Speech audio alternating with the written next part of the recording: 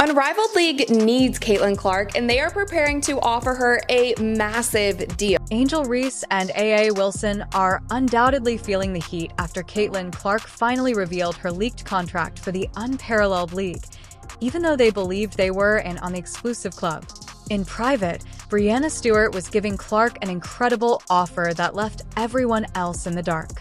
It has just been reported today that Caitlin Clark could receive a Lionel Messi-like offer to play in Unrivaled startup 3-on-3 league, which is a full-court press to sign her. The plan was straightforward. Unrivaled didn't merely hire Clark covertly. Instead, they imposed a strict no-disclosure clause on her that made it seem like top-secret intelligence.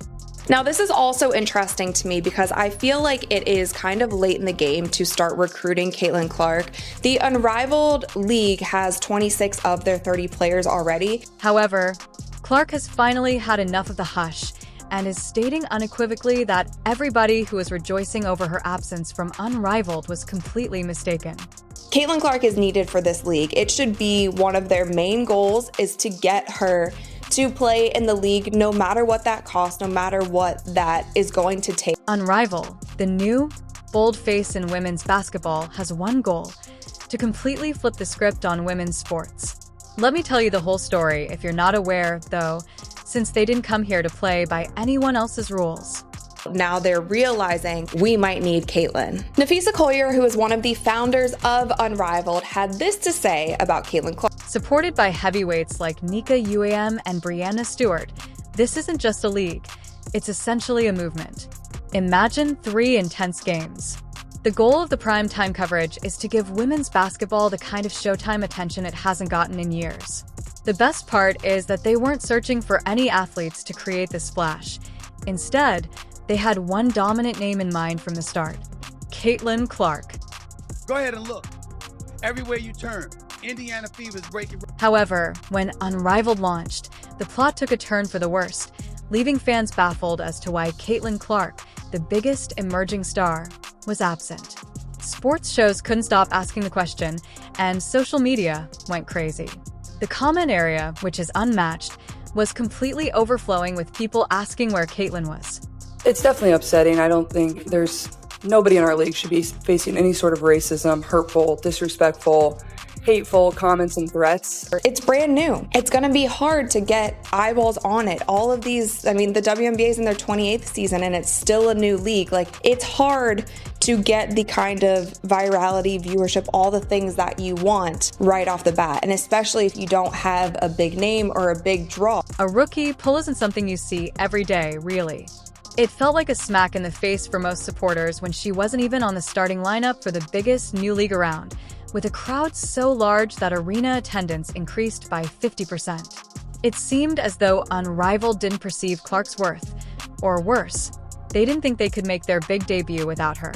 The kind of physicality and double teams and face guards and all of those things that she was receiving on the court, but also all of the noise, all of the drama, all of the media circus surrounding her off the court, that just had to have been so much to handle. However, No Stewart and her exceptional staff were fully aware of their duties.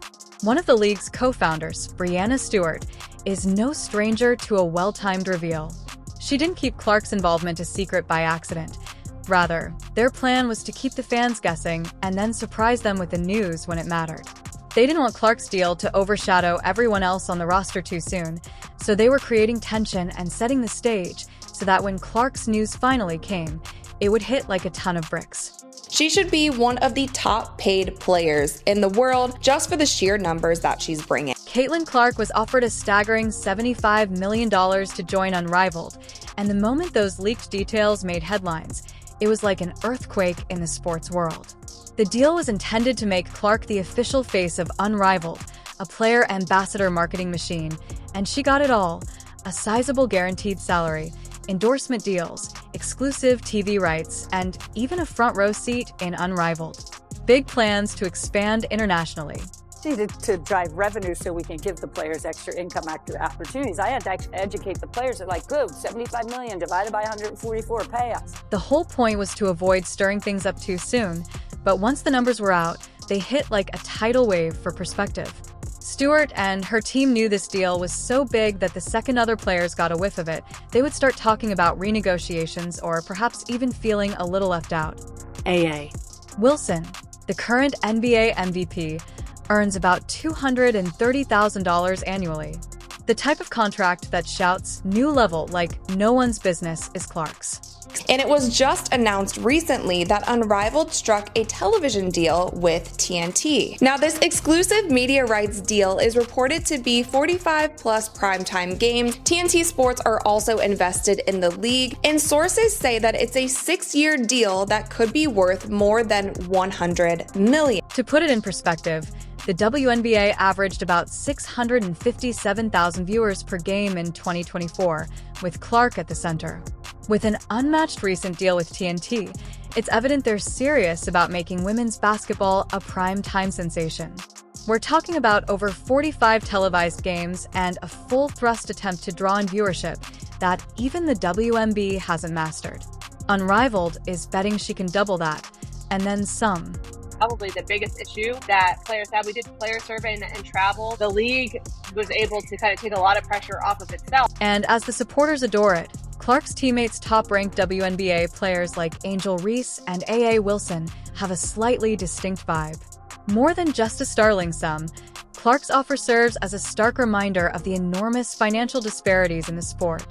But there have been so many players, coaches, media personality who have been so afraid to just admit the fact that Caitlin Clark has been the sole reason for so many of these things happening this season in the WNBA. Angel Reese even vented her dissatisfaction on social media, implying that years of arduous work for this sport were overshadowed by a single mega contract. It's impossible to blame her for witnessing a rookie enter the market with an offer that eclipses the season's salary. For athletes making between $150,000 and $200,000, stars has a sting. Given that Clark's contract is more than 20 times their pay, it is evident how far unmatched bankroll priorities lie. Yeah, what's the headline? It says, we're not asking to get paid what the men get paid. We're asking to get paid the same percentage of revenue share. And this is where the interesting part begins. Even though this deal has the potential to greatly improve women's sports, it also runs the risk of causing major tension. The WNBA has battled valiantly for increased compensation, respect, and airtime, and now they're seeing Clark enter unmatched with a golden ticket worth far more than they've ever seen. It's easy to understand how this could incite animosity among players who've spent years developing the sport to see a rookie, like Clark, suddenly in a league of her own, both financially and physically. But we didn't want to rush into it because we wanted new owners, like new ownership groups. Anyone who knows sports here knows, like, it's a slog to be a sports. Caitlin Clark isn't just any player, though. She's become a full-blown sensation and a veritable marketing goldmine. Her first season in the WNBA demonstrated why, as the league has historically struggled with lower attendance than its male counterparts. Raised overall viewership, like Nafisa said, they're changing venues just to accommodate all the fans who want to come watch Caitlin Clark play. Thanks to the Clark effect, arena attendance increased by 50%. Fans flocked to see her magic on the court, and when she performed, she attracted over 1 million viewers per game, unprecedented in the WNBA. Clark didn't just join the league, she ignited it from the first day. Her highlights became viral videos on the internet, and her presence captivated fans long after the buzzer sounded. A lot of this noise came by people that were sitting on this network. They tried to minimize her, said, well, you giving her all this Now, let's briefly discuss merchandise. Fans wanted more than just to watch Clark. They wanted a piece of the action, and her jersey virtually flew off the racks, shattering records in NBA apparel sales. Because of Caitlin Clark's name, her actions, and her entire brand, the WNBA has been battling valiantly to receive the recognition it so richly deserves. Clark's arrival was like a miracle gift from the basketball gods. She brought much-needed publicity and excitement, and she didn't only draw in the usual audience, she also drew in a whole new younger and much more fan base. But we have former NBA players playing in Big Three, right? So for Cube to come out and be like, I'm going to pay Caitlin Clark more than I play any of these guys who used to play in the NBA. I'm going to pay Caitlin Clark more because that's the value that I see in her. Prior to its unparalleled offer, another league was Ian Clark. To put this into perspective, the top players in the Big Three League, who are mostly former NBA legends, make between $100,000, $100,000, and $500,000 a season, but Ice Cube was willing to pay 6 times that amount for Clark to join his league. This wasn't just about adding a talented player. It was also about bringing Clark's electric energy and undeniable charisma into a league known for its all-male big-name lineup. Yes, that's the one with all the retired NBA stars running 3 honor games in 2024. And he was so unapologetic with the way that he came out and said, this is who we want, this is the value that we see in her, regardless. If she can't make a game, that's totally fine. We know that it coincides with WNBA season. This was not just another sports offer. Cube was making a huge statement. In a league full of ex-NBA heavyweights, he saw something in Clark that went beyond all the norms. He was willing to upend the traditions of the Big Three to make room for her, even if it meant putting his former superstars' egos aside. He wanted Clark's appeal across sports because her game was more than just women's basketball. It was a magnet that could draw in fans from all over the sports world. We have Lisa Leslie, Nancy Lieberman, like there are legends among us in the Big Three, and there are high-level former professional athletes on our courts, and he was okay putting it out there because he knew how much it could help the Big Three. This is where Clark's decision becomes even more intriguing, though, because she rejected Cube and chose to remain in the WNBA, demonstrating that she wasn't only interested in the money or a fast shot at fame.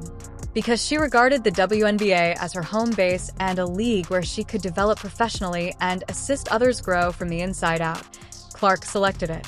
This decision demonstrated her dedication to both her career and the future of women's sports. Unrivaled would have taken that exact approach, and what it feels like to me is Caitlin Clark was an afterthought in all of this. And maybe she was, maybe she wasn't, maybe they wanted to wait until after the WNBA season. Through selecting the WNBA, when Unrivaled finally returned with their $75 million mega deal, they knew they weren't just signing a player. They were dealing with a once-in-a-generation talent, someone who is loyal, fiercely ambitious, and willing to put the sport first. Clark set a whole new standard for loyalty in sports. Sure, money is great, but for her, staying meant more than just a paycheck. She wanted to elevate women's basketball and contribute to its future, and fans took notice.